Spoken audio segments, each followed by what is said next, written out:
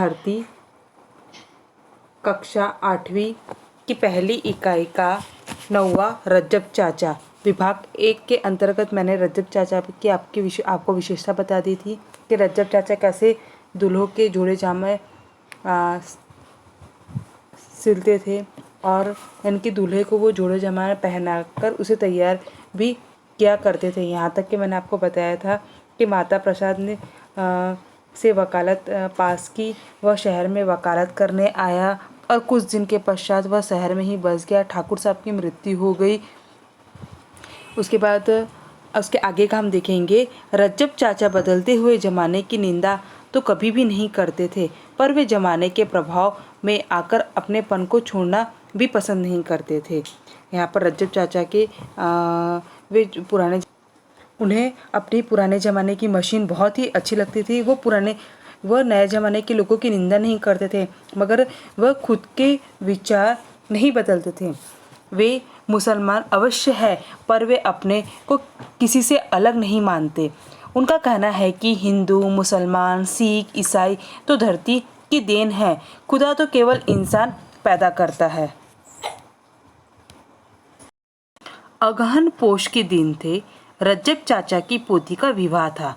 वे इस विवाह को बड़ी धूमधाम से करना चाहते थे।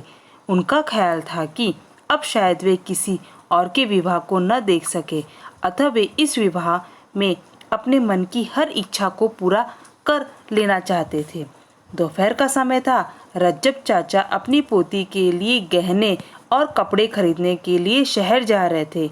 यद्यपि उनके गांव से होकर शहर तक बस जाती थी, पर रज्जब चाचा पैदल ही जा रहे थे। वे पैदल के आदी थे। शहर केवल 7-8 किलोमीटर के फासले पर था। रज्जब चाचा जब शहर के पास पहुंचे तो एक विद्यालय के पास भीड़ भाड़ देखकर रुक गए। उन्होंने जब लोगों से पूछा कि यह भीड़ भाड़ क्यों है, तब लोगों ने उन्हें जो बताया कि शिक्षा मंत्री जी आ रहे हैं। यह भीड़ उन्हीं के स्वागत के लिए एकत्र हुई है। पर रज्जब चाचा को शिक्षा मंत्री से क्या लेना देना। वे उस भीड़ भाड़ की ओर देखते हुए शहर की ओर चल पड़े। जैसे ही वह शहर की ओर मुड़े, दनाती हुई एक कार आ पहुंची। रज्जब चाचा ने बड़ी कोशिश की कि वे शीघ्र ही कार के लिए रास्ता छोड़ दे, पर शरीर बूढ़ा होने के कारण उन्हें कुछ क्षण तो लग ही गए और कार को रुक जाना पड़ा।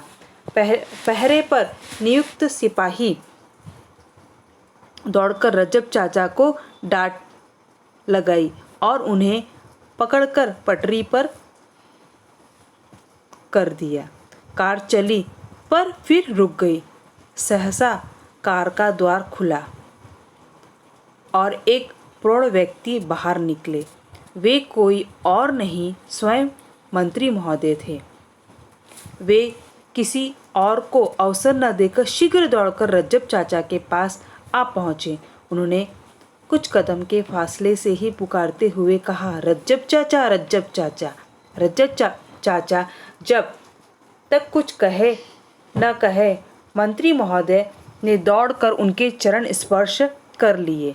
रज्जब चाचा ने बिना पहचाने हुए ही दोनों हाथों से उन्हें पकड़कर उन्हें सीने से लगा लिया। रज्जब चाचा ने जब उन्हें अपने सीने से लगाते हुए उनकी मुखकृति को गौर से देखा तो हठात उनके मुख से निकल पड़ा, माता प्रसाद, तुम माता प्रसाद हो? मंत्री महोदय बोल उठे। हाँ रज्जब चाचा, मैं माता प्रसाद ही हूँ। आपने तो मुझे इंद्र बनाने का आशीर्वाद दिया था। रज्जब चाचा की आंखें सजल हो गई। उनकी आंखों से आनंद और प्रसन्नता की बूंदें टपककर गिरने लगी। उनकी आंखों के आंसू के उत्तर से मंत्री जी की आंखें सजल हो उठी। उन्होंने अपने आंसुओं में बहुत से स्मृति चित्र देखे। फिर कुशल क्षेम और हाल चाल रज्जब चाचा ने उन्हें बताया कि उनकी पोती का विवाह 10 दिसंबर को है। मंत्री महोदय ने अपनी डायरी में 10 दिसंबर के दिन कुछ लिखकर रज्जब चाचा को बड़ी नम्रता से नमस्कार किया और फिर चले गए। रज्जब चाचा ने भी अपनी आंखों से आंसू पोंछते हुए शहर का रास्ता पकड़ा। 10 दिसंबर का दिन था। सूर्य डूब चुका था। रज्जब चाचा अपनी पोती के विवाह के कामकाज को लेकर बहुत व्यस्त थे। उनके पैरों में जैसे विद्युत की सी गति पैदा हो गई थी। लड़की का पोती का विवाह था और रज्जब चाचा को इतनी खुशी थी, वो हर कार्य को बहुत तेज गति से कर रहे थे। साहस एक कार आकर रज्जब चाचा के दरवाजे पर रुकी। रज्जब चाचा ने आश्चर्यचकित होकर कार की ओर देखा। कार का द्वार खोलकर मंत्री प्रसाद उतर रहे थे। रज्जब चाचा ने दौड़कर माता प्रसाद को पकड़कर अपनी छाती से लगा लिया। उनके मुख से अपने आप ही निकल पड़ा, अरे बेटा, तुमने क्यों कष्ट किया? रज्जब चाचा की आंखें भर आई। उन्होंने बड़े आदर से अपने बरामदे में ले जाकर कुर्सी पर बैठाया। सारे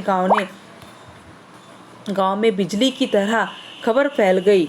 मंत्री महोदय को उनकी उसी दिन रात में राजधानी जाना था, अतः उन्होंने शीघ्र ही चाय पानी करके रज्जब चाचा से छुट्टी ली। रज्जब चाचा और गांव के लोग उन्हें कार तक पहुंचाने के लिए आए। मंत्री जी ने रज्जब चाचा के पैरों को छूकर कार में बैठते हुए कहा, चाचा आप क्या कहते हैं? रज्जब चाचा ने उत्तर दिया, यही बरामदे में पुरानी मशीन से सिलाई करता हूँ। कुछ दिनों के बाद लोगों ने बड़े आश्चर्य के साथ देखा कि रज्जब चाचा के 2 नई मशीन आ गई। उन्होंने 2 बेरोजगार युवकों को अपने पास काम पर रख दिया। बाद में गांव वालों को पता चला कि वे मशीन मंत्री महोदय ने भेजी थी। अब रज्जब चाचा खूब खुश रहने लगे। यहाँ पर रज्जब चाचा के बारे में बताया गया थे, यानी कि भारत गांव का देश है। यहाँ की अधिकांश जनसंख्या अब भी गाँव में रह रही है। हमारे गांव में विभिन्न वर्गों और जातियों के लोग परस्पर मिलजुल कर रहते हैं। आपस में कोई भेदभाव नहीं रहता। गांव में ब्राह्मण, ठाकुर, नाई, धोबी, दर्जी तथा टपाली आदि जातियां मिलजुल कर रहती है। गांव के स्वर्ण शादी ब्याह तथा 30 त्योहारों पर सबको आमंत्रित करते हैं। लोगों को खूब खिलाते पिलाते हैं तथा अवसरानुकूल नेक भी देते हैं। अब गांव में भी शहर सभ्यता का प्रभाव बढ़ रहा है।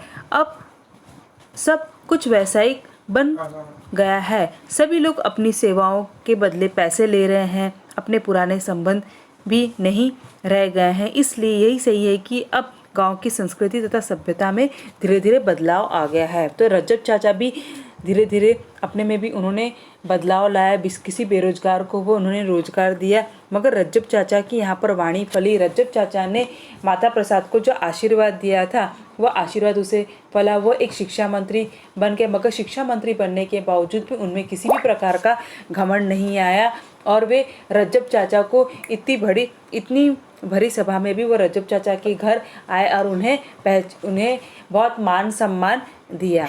तो यहाँ पर हमें यही सीख मिलती है कि हमें बड़ों का आदर करना चाहिए। आपने इस कहानी से क्या सीखा, मैंने समझा, वहाँ पर आपको लिखना है। अब हम स्वाध्याय की ओर बढ़ेंगे आगे।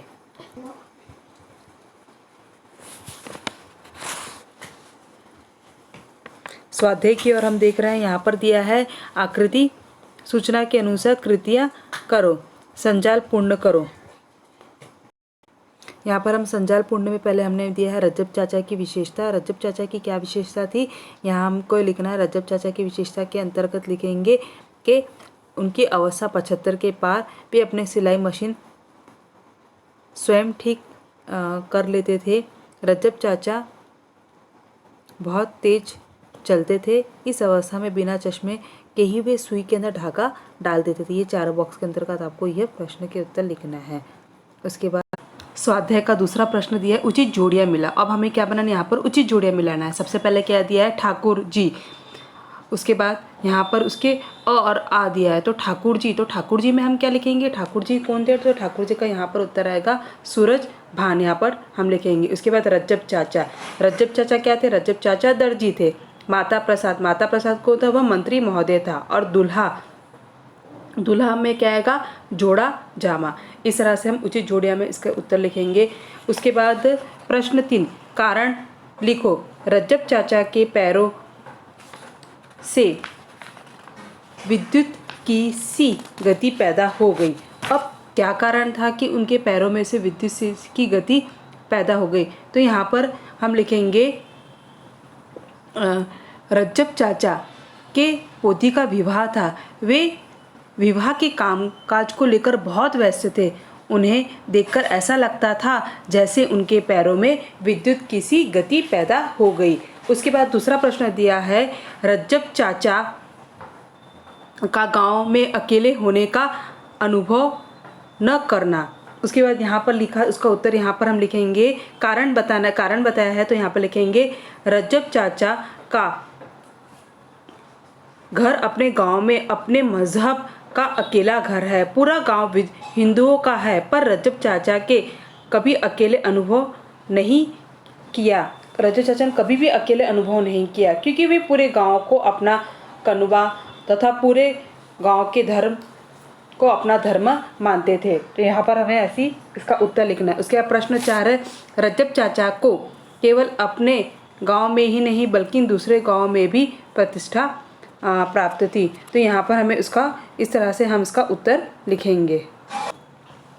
रज्जब चाचा की प्रतिष्ठा केवल अपने गांव में ही नहीं अपितु आसपास के गांव में भी फैली थी। होली, दिवाली और दशहरे पर बड़े दूर दूर के घरों के पकवान उनके घर पहुंचते थे। वे भी ईद, बकरी ईद के मौके पर बहुत से लोगों को सेवइयाँ एवं मिठाइयाँ भेजते थे। उनके द्वारा पंचायत में किए गए फैसलों को लोगों को मानना ही पड़ता था। तो यहाँ पर हम इसके क्या लिखेंगे, रज्जब चाचा के इनकी दूसरे गांव में जो प्रतिष्ठा थी उसके बारे में यहाँ लिखेंगे। उसके बाद वहाँ पर इस कहानी से हमें ये सीख मिलती है कि मनुष्य को अपने कार्य से आदर प्राप्त होता है। इनके मनुष्य जो कार्य करता है, कार्य करने के बाद उसके समाज में, उसके घर में, उसके परिवार में जो उसे आदर मिलता है उसके बारे यहाँ पर भाव प्रकट किया गया है। उसके बाद है भाषा बिंदु में पाठ में आए काल सूचक एक वाक्य लिखकर उनका उन कालों में परिवर्तन करो। अब यहाँ पर हमें पाठ में देखना है कि कौन कौन से काल सूचक वाक्य आए हैं। तो यहाँ पर हम इसका उत्तर लिखेंगे, जैसे कि पहला लिखेंगे, उस ऊंची पहाड़ के पीछे एक बस्ती थी। उसको हमें क्या करना है, सामान्य वर्तमान काल में। तो लिखेंगे उस ऊंची पहाड़ के पीछे एक बस्ती है। आगे धन में, तो इस तरह से आपको कम से कम ये आपके असाइनमेंट में है, पार्ट में आए हुए काल सूचक वाक्य। तो आपको ये आपका असाइनमेंट है, ये आपको असाइनमेंट में करना है। यहाँ पर विद्यार्थी ध्यान में रखोगे कि आपका असाइनमेंट है। उसके बाद दिया है मेरे पिताजी विषय पर निबंध लिखो। अब हमें क्या लिखना है, मेरे पिताजी। ये क्या होगा, औपचारिक के अनौपचारिक निबंध। पहले आपको हमें इसकी पहचान करना है। तो ये कौन सा अनौपचारिक निबंध है, तो लिखेंगे कुछ भी लिख सकते हैं। पिताजी शब्द से ही शासन का वर्चस्व झलकता है। ऐसा नहीं कि पिता बच्चों से प्यार नहीं करते। तो यहाँ पर मेरे पिताजी विषय पर आप अपना, ये कोई निबंध है, सॉरी पत्र नहीं है, आगे धन में। तो यहाँ पर आपको इस तरह से निबंध लिखना है। यहाँ पर आपको लिखना है मैंने समझा, आपने इस कहानी के माध्यम से क्या समझा। यहाँ पर आपको अपने विचार लिखना है। उसके बाद स्वयं अध्ययन, दूरभाष से भ्रमण ध्वनि तक के परिवर्तन सूचित करने वाले चित्रों का संकलन करो। ये भी आपको अपने मन से लिखना है। तो यहाँ पर हमारा रज्जब चाचा ये कहानी हमारी संपूर्ण होती है। अब आगे 10वां पार्ट की बातें प्रेमचंद्र की मैं आपको लेने वाली हूँ। जो भी अगर आप विद्यार्थी आपको समस्या है तो आप गूगल मीटिंग के समय मुझसे पूछ सकते हो। धन्यवाद।